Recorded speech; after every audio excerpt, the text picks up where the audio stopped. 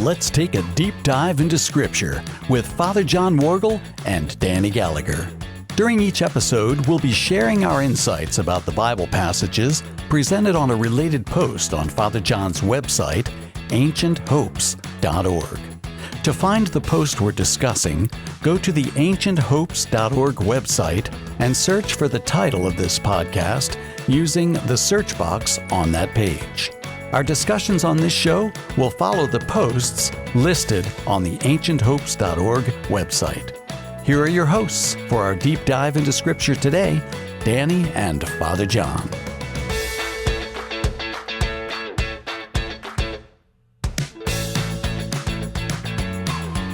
Hi, everybody. Welcome back to another Deep Dive into Scripture podcast and radio show. I'm in the studio with Father John Worgul. I'm Danny Gallagher. And here we are once again, Father John, to do another one of these podcasts. We're talking about the Abrahamic covenant with God, and this is sort of the final stage of that. Yeah, the way we're approaching it is because we, have the initial aspect of the covenant when God invited Abraham to a new land, to come to the land, and the promise of land and seed and great name and a great nation, all that sort of thing. And then it goes right into the covenant ceremony in chapter 15. And then we talked last podcast of the sign of the covenant, which is circumcision. Right, in chapter 17. Right, and right upon the circumcision, we see that Isaac is born. Now, again, we talked about how God takes his good old time, right? And even Abraham wasn't all that faithful in the sense that, he did his wife Sarah actually gave the maid to him. And so, since God's not moving on this, let's help out. Let's take matters in our own hands. Right. That's classic unbelief. Okay? Yes, right. Classic humanity. But in spite of that, God still, stuck with the covenant. Yeah. And he brought Abraham to a place where everything was fulfilled, both land and seed, his descendants. Exactly. And so Abraham is the father of faith, and where there's faith, there's testing. We saw that in the garden, where there's faith, there's testing. They were tested and they failed, right? And God tested Noah's faith. Sure. Right. And he tests, whatever is faith, there's always testing because God strengthens us through these tests. Now, with every test, there's the devil on one side and God on the other, right? Because we can go either way with this whole thing, right? Yeah. But God tests us to strengthen us. The devil tries to destroy us through his temptations. And that's why I said in James, no one is tempted by God, i.e. to do evil, right? Right. But here in chapter 22, God tested Abraham. Okay. Yeah. And this is the ultimate test. Yes. I can't even.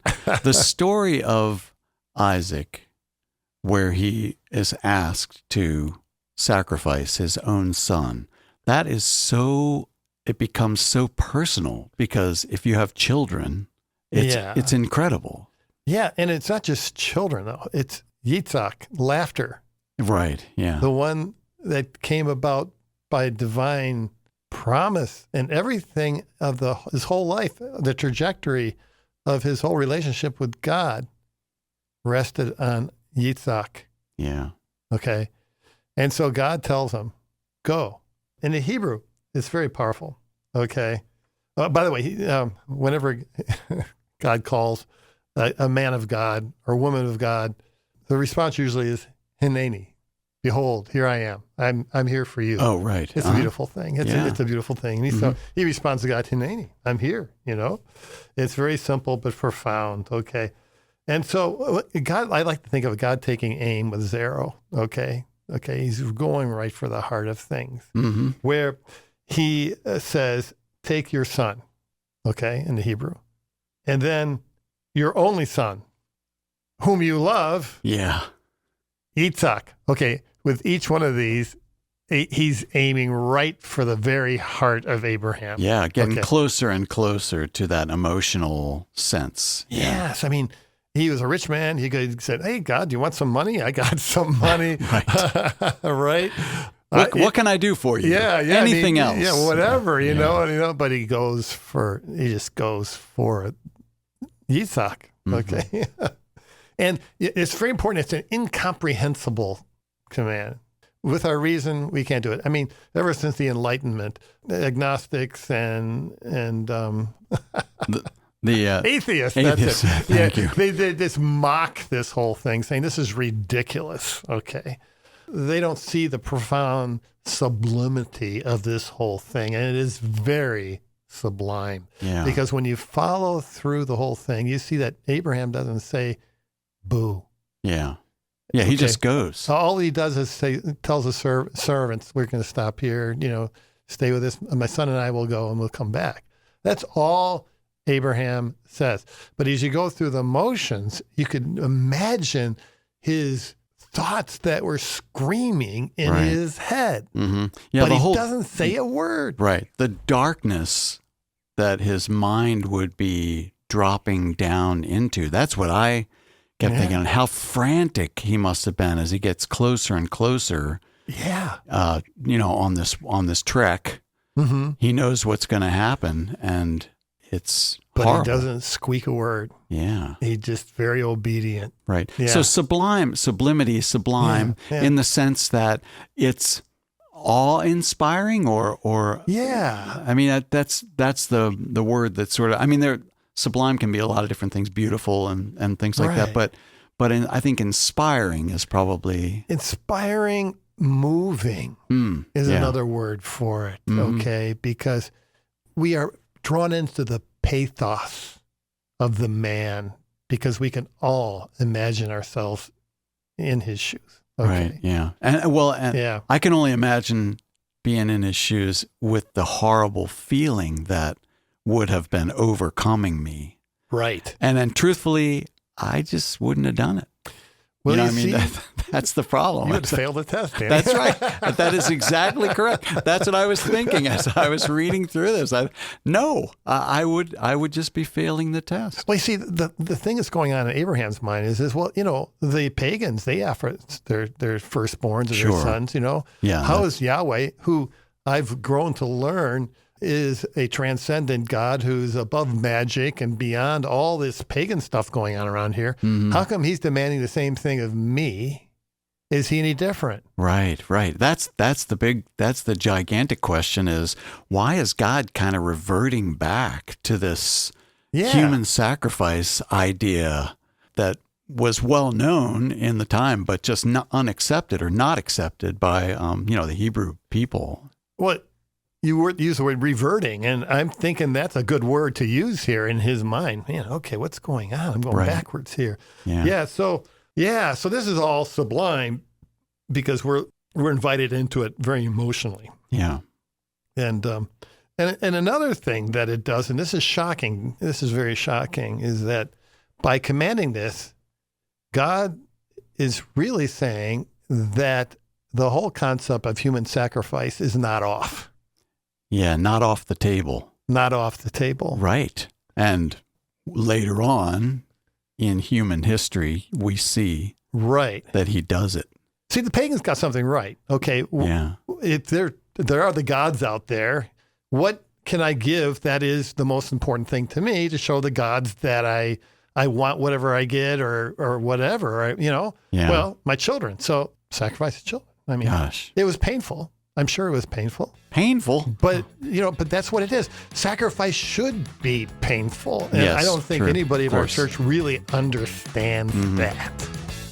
You're listening to the Deep Dive into Scripture radio show and podcast with your hosts, Danny Gallagher and Father John Worgul.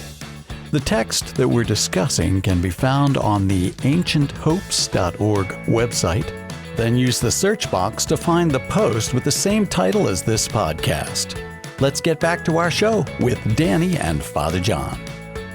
Sacrifice should be painful. And I don't think anybody of our church really understands that. Sure.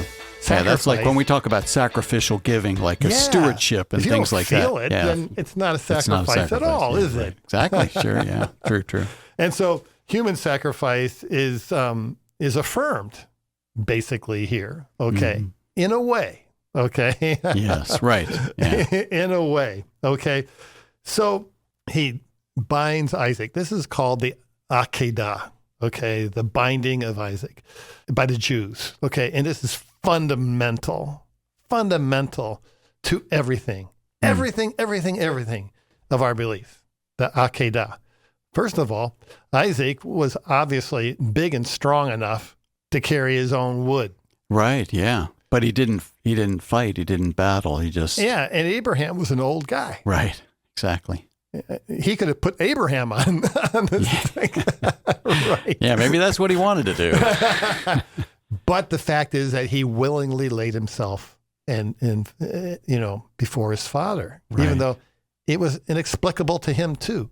Yeah. God's not in the habit of explaining himself when these things happen. Okay, yeah, he never right. explained to Adam and Eve in the garden why taking from the fruit of the knowledge of good and evil is the wrong thing. I mean, after all, God planted it and it's there, right? Right. Sure. Yeah. I didn't even think about that truthfully until just now. We talked about how horrible it must have been for Abraham, but once Isaac began to realize there was no other sacrificial animal, and he was bound, and Abraham is standing over him with the knife. Yeah.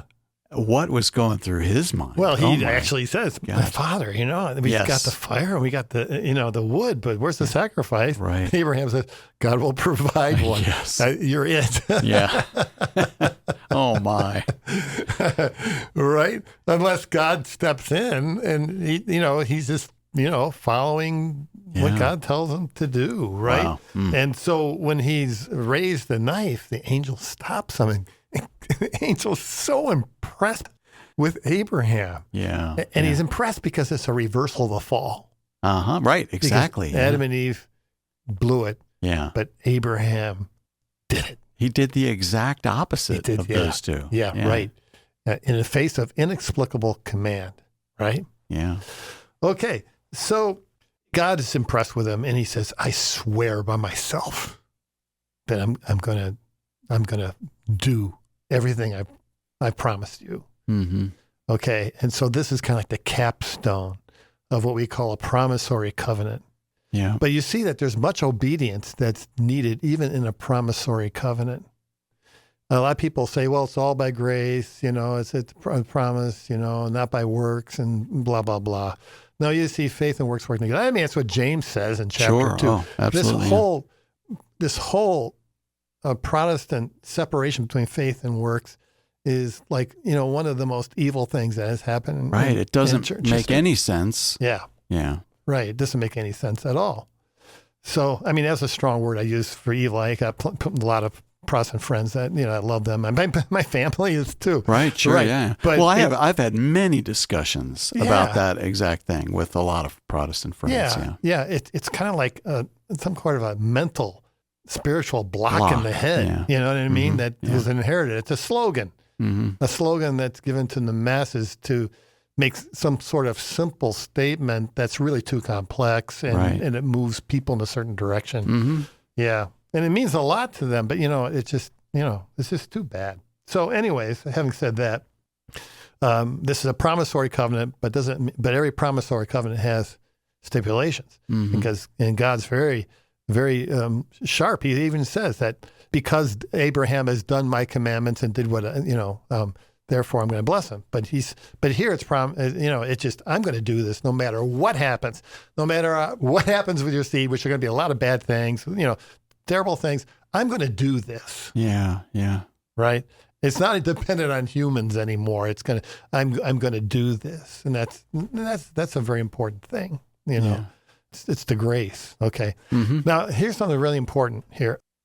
We know that Jesus is the ultimate fulfillment of human sacrifice. Okay. So what God sort of with Abraham, what he prevented from happening to his son, and by providing a ram is something, God never asked us something that he himself is not willing to do. Sure. And so he, it becomes a picture, the Akedah, the binding of Isaac to the cross, and Jesus and the Father. Yeah.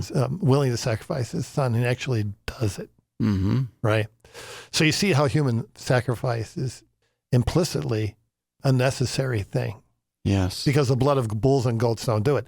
And as Scott Hahn in his book, it's really good, Covenant by Oath. I think it's, it's really a hard read, but the Akedah, what it does is from then on out, every Hebrew who sacrifices the sacrificial animals is accepted on the basis of Abraham and Isaac in the Akedah. In other words, yes. It wouldn't be acceptable except for this critical event. Yeah, this critical action. Right. Mm-hmm. Mm-hmm.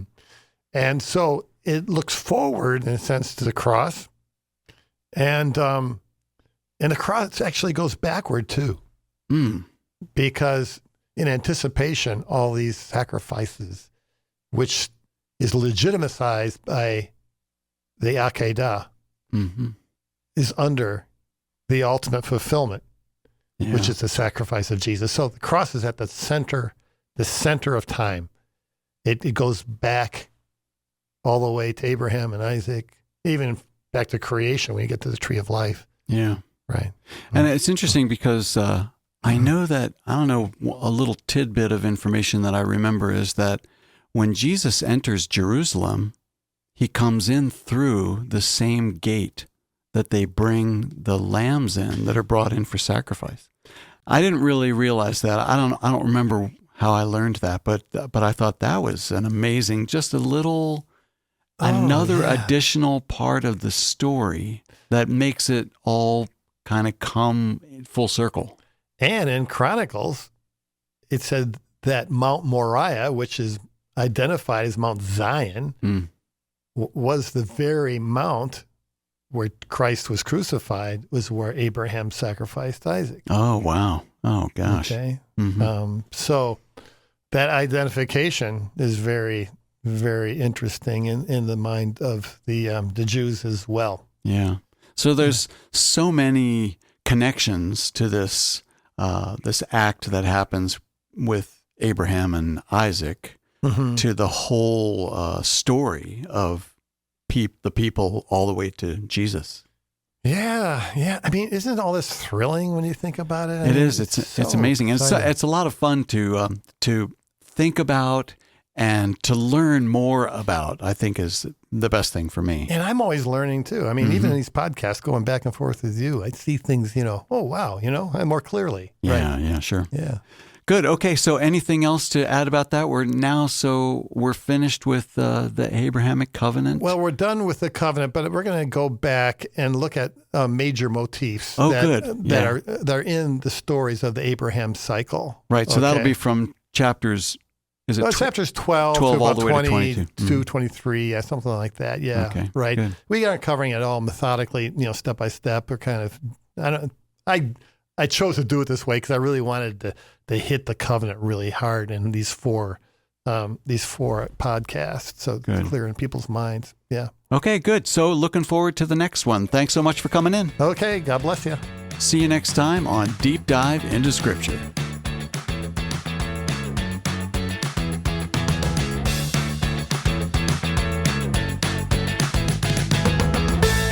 Thanks for listening. Please go to ancienthopes.org and the Books of the Bible links on that page for related posts from Father John. You can find more episodes of this show on the WSJF podcast server or on the Apple and Spotify podcast services. See you next time when we take another deep dive into Scripture.